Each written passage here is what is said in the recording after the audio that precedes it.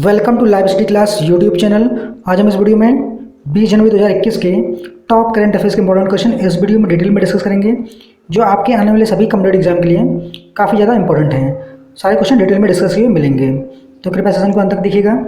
और अगर आप चैनल पर पहली बार विजिट करना है तो वीडियो के नीचे सब्सक्राइब बटन दिया होगा, उसको प्रेस कर लें। साथ साथ बेल आइकन को हिट कर लें, नई वीडियो की नोटिफिकेशन आप सबसे पहले मिल सके। चलिए सेशन को स्टार्ट करते हैं। पहला क्वेश्चन आपके सामने, हाल ही में वन स्कूल वन IAS योजना की शुरुआत किसने की है?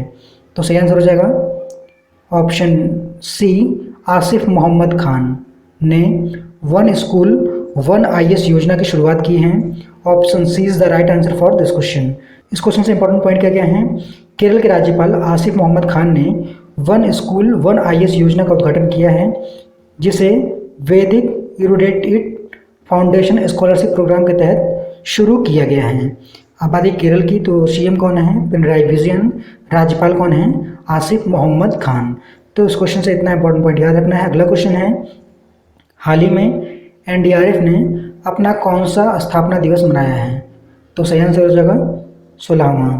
NDRF ने अभी हाल ही में अपना 16वां स्थापना दिवस मनाया है। Option A is the right answer for this question.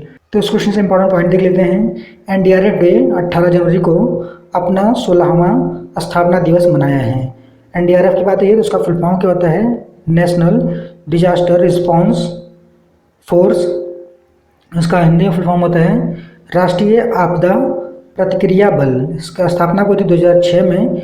इसका मुख्यालय कहाँ पर है? नई दिल्ली में। तो इस क्वेश्चन से इतना इंपॉर्टेंट पॉइंट याद रखना है। अगला क्वेश्चन है, हाल ही में भारत के पहले कोविड-19 वैक्सीन प्राप्तकर्ता कौन बने हैं? पहली बार भारत में कोविड-19 वैक्सीन किस व्यक्ति को दिया गया है? तो सही आंसर हो जाएगा मनीष कुमार। मनीष कुमार को कोविड-19 वैक्सीन पहली बार दिया गया है भारत में। Option A is the right answer for this question. ये क्वेश्चन आपके कॉम्पिटेटिव एग्जाम के लिए काफ़ी ज़्यादा इंपॉर्टेंट है, क्योंकि ये ट्रेंडिंग टॉपिक है। इससे इंपॉर्टेंट पॉइंट देख लेते हैं। 16 जनवरी 2021 को PM मोदी ने देशव्यापी टीकाकरण अभियान की शुरुआत की है। दिल्ली में स्वच्छता कार्यकर्ता मनीष कुमार भारत में कोविड-19 वैक्सीन प्राप्त करने वाले पहले व्यक्ति बन गए हैं। मनीष कुमार को दिल्ली के एम्स में यह टीकाकरण दिया गया है। PM मोदी ने वीडियो कॉन्फ्रेंसिंग के माध्यम से राष्ट्रव्यापी वैक्सीन अभियान का शुभारंभ किया है और भारत के लोगों को 2 मेड इन इंडिया टीके मिलने की बधाई भी दी है। अगला क्वेश्चन है, हाल ही में Indian personality of the year पुरस्कार किसे मिला है? तो सही आंसर हो जाएगा इसका ऑप्शन सी, विश्वजीत चटर्जी को Indian personalities of the year का खिताब मिला है। Option C is the right answer for this question. Important point क्या है?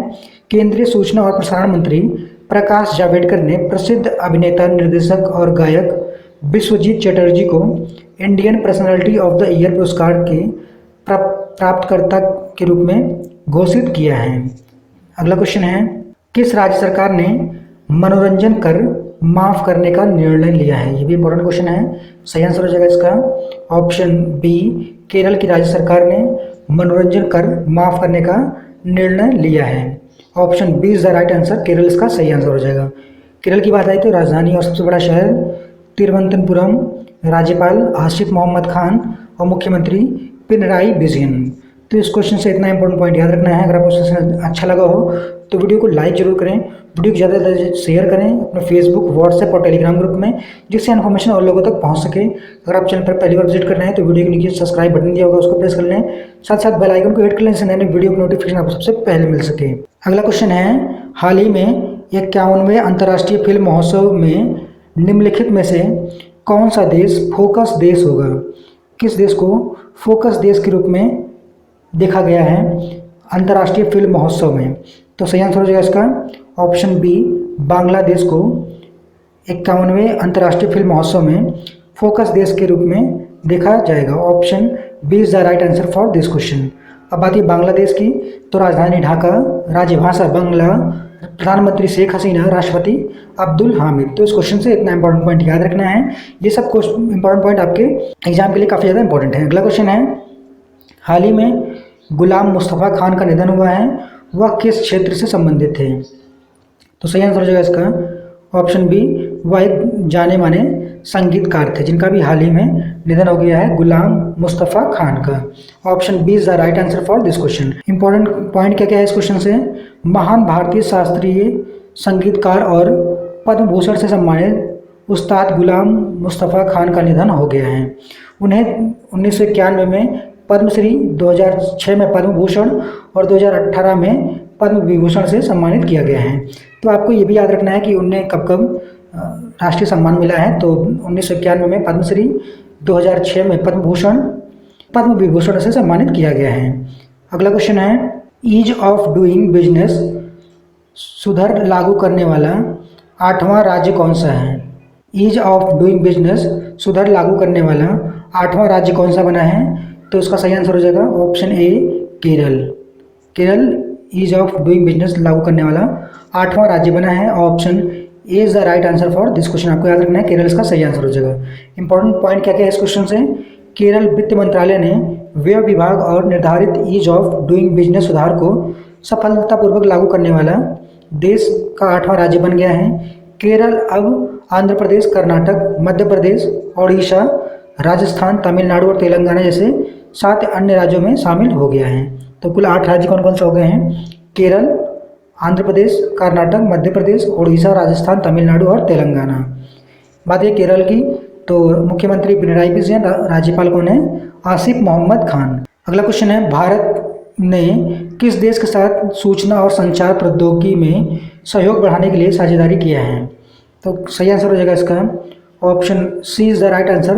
भारत ने जापान के साथ मिलकर सूचना और संचार प्रौद्योगिकी सहयोग में बढ़ावा देने के लिए एक समझौता किया है। Option C is the right answer for this question. Bharat और जापान ने वीडियो कॉन्फ्रेंसिंग के माध्यम से सूचना और प्रसारण प्रौद्योगिकी के क्षेत्र में सहयोग बढ़ाने के लिए एक समझौता ज्ञापन पर हस्ताक्षर किया है। अब बात है जापान की, तो राजधानी टोक्यो, मुद्रा जापानी एन, प्रधानमंत्री योशिहिडे सुगा यहाँ के प्रधानमंत्री हैं। तो इस क्वेश्चन से इतना इंपॉर्टेंट पॉइंट याद रखना है। अगला क्वेश्चन है, हाल ही में किस केंद्रीय मंत्री ने स्टार्टअप इंडिया इंटरनेशनल समिट का उद्घाटन किया है? तो सही आंसर हो जाएगा पीयूष गोयल। पीयूष गोयल ने केंद्रीय मंत्री पीयूष गोयल ने स्टार्टअप इंडिया इंटरनेशनल समिट का उद्घाटन किया है। Option B is the right answer for this question. Important point क्या है इस क्वेश्चन से, केंद्रीय वाणिज्य और उद्योग, उपभोक्ता मामले और खाद्य सार्वजनिक वितरण मंत्री ने पीयूष गोयल ने 15 जनवरी 2021 को नई दिल्ली में 2 दिवसीय प्रारंभ स्टार्टअप इंडिया इंटरनेशनल समिट का उद्घाटन किया है। तो इस क्वेश्चन से इतना इंपॉर्टेंट पॉइंट याद रखना है। अगला क्वेश्चन है, हाल ही में कौशल विकास योजना 3.0 का शुभारंभ कब हुआ है? कौशल विकास योजना के 3रे संस्करण का उद्घाटन कब हुआ है? आपको ये भी याद होना चाहिए। तो सही आंसर हो जाएगा 15 जनवरी को। 15 जनवरी 2021 को कौशल विकास योजना 3.0 का शुभारंभ हुआ है। Option A is the right answer for this question. Important point क्या है, केंद्र सरकार ने 15 जनवरी 2021 को प्रधानमंत्री कौशल विकास योजना के 3रे चरण की शुरुआत की है। इस योजना को मार्च 2021 को समाप्त होने वाले चालू वित्तीय वर्ष के लिए शुरू किया गया है। कौशल विकास और उद्यमिता मंत्री कौन है? महेंद्र नाथ पांडे। तो इस क्वेश्चन से इतना इंपॉर्टेंट पॉइंट याद रखना है। अगला क्वेश्चन है, निम्न में से किस राज्य सरकार ने छात्रों को प्रतिदिन 2 GB डेटा मुफ्त देने की घोषणा की है?